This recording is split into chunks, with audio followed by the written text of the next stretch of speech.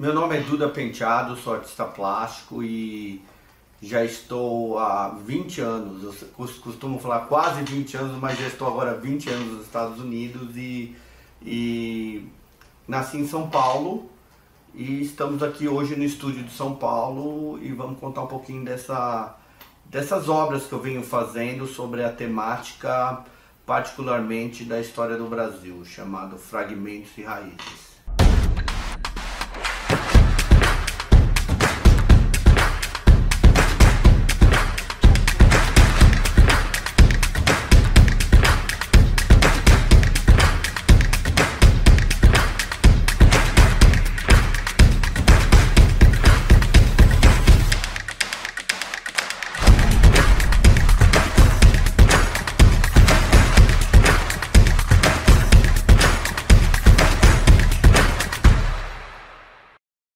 Em 2008 foi quando aconteceu a implosão, né, do século XXI econômica, foi quando aquela crise toda imobiliária, enfim, que se espalhou pelo mundo inteiro, e o Brasil no momento parecia que não tinha sido praticamente atingido. Eu sentia um peso muito grande de buscar um material do próprio Brasil, para que eu me inspirasse. E eu nunca trabalho só em um projeto, eu estou trabalhando num livro, em um projeto social, e no estúdio ao mesmo tempo, e sempre resolvendo coisas que estão entre o Brasil e os Estados Unidos e até alguma coisa que a gente está aprontando na Europa. De forma resumida, eu trabalho em coisas no agora e trabalho nesse momento em projetos que vão acontecer há 1 ano e 2 anos. É um formato menos brasileiro e mais americano, mais europeu, que eu acho que num certo sentido até facilita a vida do artista. E eu já tenho um projeto que eu comecei a trabalhar, que é o IAU, Projeto do Latino nos Estados Unidos. A gente está organizando uma grande exposição com 40 artistas e um simpósio, um projeto que eu co-dirijo entrevistas, enfim. São projetos já planejados há 1 ano atrás e agora ele começa a acontecer.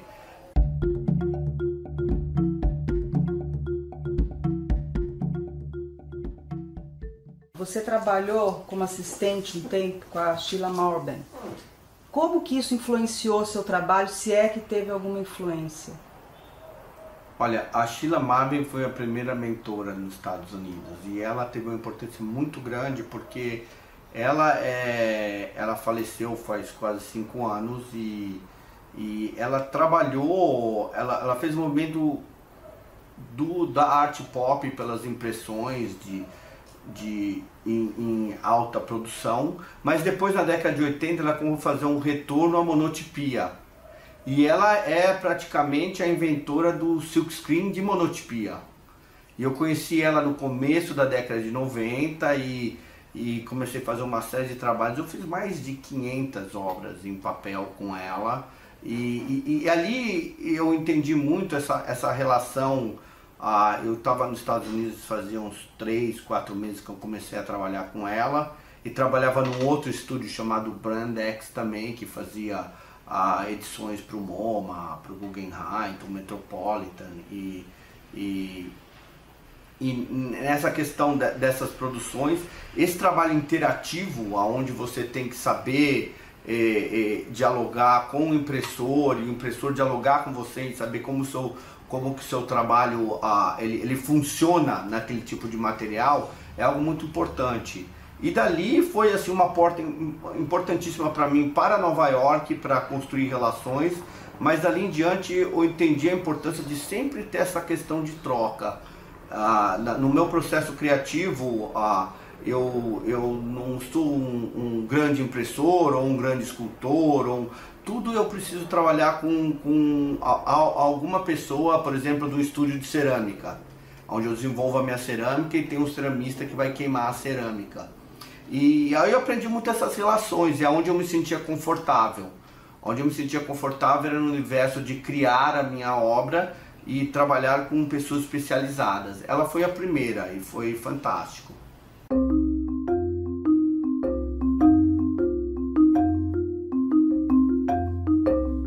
Então, você lançou um livro recentemente, né? O Artist Revolution.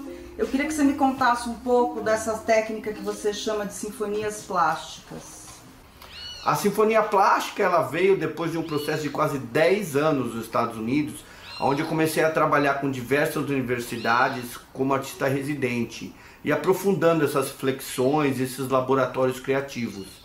E aí, no processo de fazer o livro, eu resolvi criar um nome. E aí veio, né, Sinfonia Plástica, que é como se fosse um maestro visual. Todo mundo entra e troca um instrumento na banda. E isso é importante falar porque, independente do grupo que estiver trabalhando, cada pessoa vem com a sua linguagem, com a sua formação. E a riqueza dessa obra final, que trabalha com uma energia coletiva, ela vem desses momentos que a gente se encontra. E é importante as diferenças, que aí a diversidade, essas diferenças que criam a riqueza da obra. Então não tem como eu criar sozinho e não tem como eles criarem sem a minha presença, sendo esse maestro que dá o tom. Então aí eu pensando muito nisso, falei, olha, que ideia legal, né? Sinfonia plástica. E a Kátia Canton, que estava fazendo o texto todo de liga do livro, adorou, falou, pô, que legal isso, me conta mais. Eu queria um nome que explicasse, né, essa coisa profunda, um processo que pode demorar 3 meses, 6 meses, dependendo do trabalho. Então eu acho que resumiu.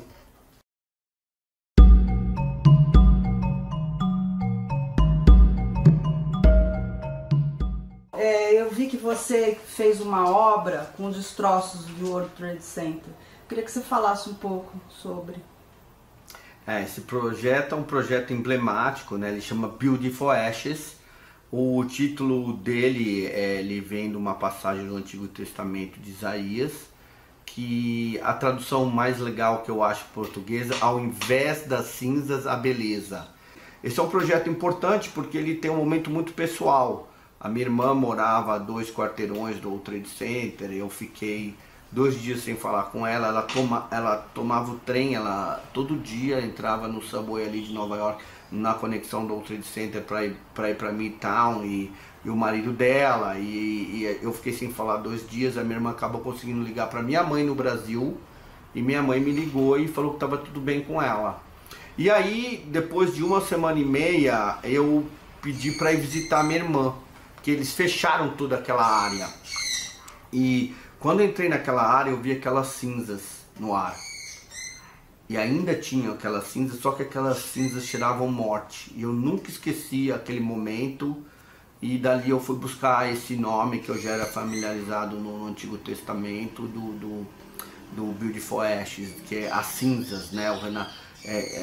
O pedaço das coisas, né? O que foi queimado, o que foi destruído. E dali eu começo a criar uma poética e crio uma primeira série de obras muito particulares que viram um livro chamado Beautiful Ashes, que são toda essa questão de digerir o que aconteceu, né? E depois daquilo eu comecei a ter acesso pouco a pouco a alguns amigos colecionadores, falaram, olha, tem acesso a umas vigas do World Trade Center. E eu demorei muito tempo para mexer com aquilo. E aí chegou uma hora que eu achei, pô, tudo bem. E eu comecei a cortar uns pedaços e inserir esses pedaços dentro da própria obra que eu criei. Era como se fosse um momento onde tem um momento da obra que estão 2 figuras se encostando a mão uma com a outra. E ali é um momento importante, porque a gente não sabe se eles estão se rejeitando, se eles vão se empurrar, ou se eles vão se abraçar, ou se eles vão segurar uma mão do outro de verdade. E eu comecei a inserir esses pedaços do Trade Center bem ali, e criei uma série de memoriais. Esse projeto foi se amadurecendo no momento que ele deixou de ser esse trabalho autoral, e passou a ser instalações onde eu trabalhava com estudantes a nível universitários. Enfim, são projetos complicados, onde eu criava esse laboratório criativo, se discutia o que estava acontecendo no mundo, o que era esse movimento globalizado, qual o impacto. Eu cheguei à conclusão que era importante ter essa conversa com a geração pós-World Trade Center, porque a nossa geração já já tem uma maturidade, né? Já passou por algumas experiências. Existia uma geração nova, que era uma geração que estava nascendo em volta, em torno e depois do impacto do World Trade Center. Que é essa geração que tem todos esses gadgets que eles falam em inglês, todas essas ferramentas eletrônicas, enfim, que se falam de outras linguagens, de outros formatos. E na instalação nos Estados Unidos a temática foi muito forte. Se trouxeram o diálogo do videogame, de guerra, de jogos de guerra, se trouxe a história da morte, da ressurreição do super-homem, se trouxe várias temáticas para se dialogar com o entorno ou com o conteúdo que vai se formando naquele momento da guerra, né? Enfim, para fechar isso, ficou muito claro, por exemplo, o que é terrorismo nos Estados Unidos, né? Essa questão do terrorismo tem uma questão muito religiosa, messiânica, é uma coisa entre judeu, muçulmano, cristão, ligação Europa, Estados Unidos e Oriente Médio, existe essa dialética. No Brasil, quando a gente trouxe esse projeto para cá, a questão do terror, do terrorismo é basicamente social.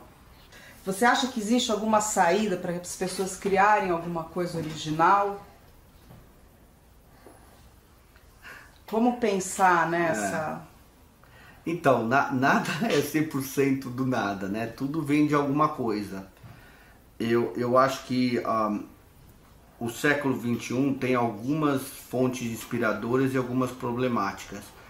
O século XXI, acho que as pessoas procuram se reinventar. O que eu quero dizer? O Oriente Médio está se abrindo, está existindo um diálogo através dessas tecnologias que também canalizam todos os movimentos de terrorismo, toda a loucura do ser humano, que viaja por toda essa tecnologia de uma forma muito rápida. Ela também abre para diálogos e abre para formatos não dominados pela mídia. Porque a mídia escolhe, né, os seus ângulos e como vai filtrar a informação. Então é informação que pode vir de diversos ângulos.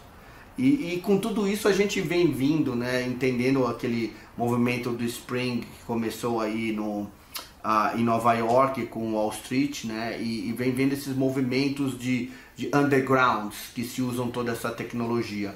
Então o mundo ele se pergunta muitas coisas e aí eu acho que existem diversos materiais para o artista contemporâneo se refletir. De uma forma problemática, eu não sei nem porquê, tem um nonsense que parece que o dada, pós-dada ainda ficou por aí. Então, assim, existe uma arte que parece que não faz também sentido. Mas eu acho que também isso faz parte da reflexão de quem é o homem nesse momento se procurando, na sua existência. E o outro movimento muito complicado que se chama é o movimento da globalização econômica, que ela existe em volta das galerias e dos grandes impérios, ditando, né, qual é a arte para ser comprada e vendida, aonde, como, e são impérios com muito dinheiro, com muito poder na mídia e dominando isso de uma forma muito grande. E a gente está até vendo obras de arte sendo vendidas por milhões que nunca foram vendidas. De repente isso até tem algo interessante. É duvidoso também, né? Porque essas pessoas estão comprando essas obras, estão comprando por quê? Entendeu? Então tem esse jogo globalizado de estaria inflando esse mercado de arte. São questões delicadas, né? E eu acho que no mundo existe um movimento de recolonização, né? Não vamos mais de barcos, mas vamos pela tecnologia e vamos por empresas que mudam de endereços, de países e de políticas. Mas assim, de uma certa forma, eu acho que tem muito material para as pessoas refletirem. Acho importante as pessoas entenderem em uma mundialização, uma globalização muito forte que vivemos agora, que as pessoas entendam as suas raízes, sejam resolvidas com as suas raízes. Porque nada vem do nada, né? Toda obra de arte, se o cara falar para você não tem referência, é uma mentira, ela tem uma referência.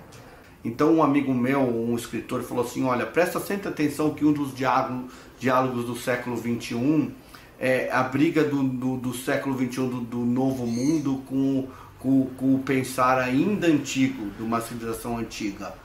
Se a gente for pensar em alguns modelos nos países do Oriente Médio, eles ainda trabalham no sistema do poder do petróleo, do sheik. Mas existem também os maiores aglomerados de universidades, também estão sendo construídos lá. Então, é um momento de dualidades e aberturas, né? E eu acho que o artista pode se alimentar de tudo isso. Legal. Você, assim, você tem um trabalho super engajado, mas mesmo assim eu vou te fazer essa pergunta. O que te move? O que me move? Bom, eu acho que o tema principal da minha obra é o ser humano. E a criação, eu tenho até uma frase, eu acho que eu posso... eu acho que agora é hora até de dar uma lida nela no livro aí. Eu falo que o ser humano ele tem o poder de construir e destruir. Ele é o grande ator na ópera da humanidade. E é engraçado, porque se a gente for comparar a gente com animais, tem animais tão poderosos, mais fortes, mas de uma certa forma, né, nós, os seres humanos, somos datados de algumas marcas. Uma é, temos que nos registrar através da história, e somos esse personagem principal. Que os maiores atos de benevolência ou de transformação da humanidade é feitos por nós, e os maiores atos de destruição. Por sinal, nos matamos mais que qualquer outro animal que anda na Terra. Então eu queria até fechar com essa frase, porque eu gosto de brincar com palavras e poéticas, e eu chego nessas frases assim que eu reflito por tempos, e aí eu vou ler ela, que eu acho que ela cabe bem aqui nesse momento. Ela fala o seguinte: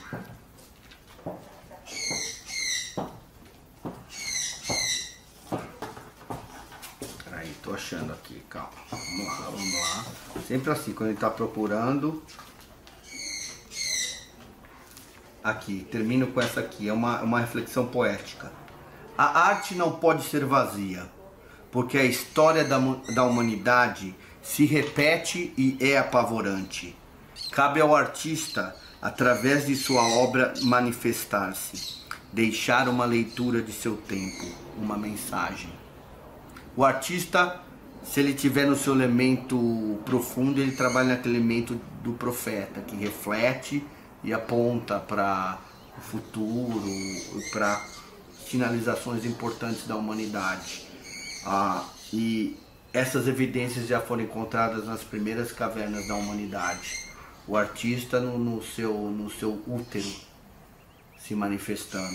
E eu acho que é uma responsabilidade do artista ter essa reflexão. E eu fecho com isso.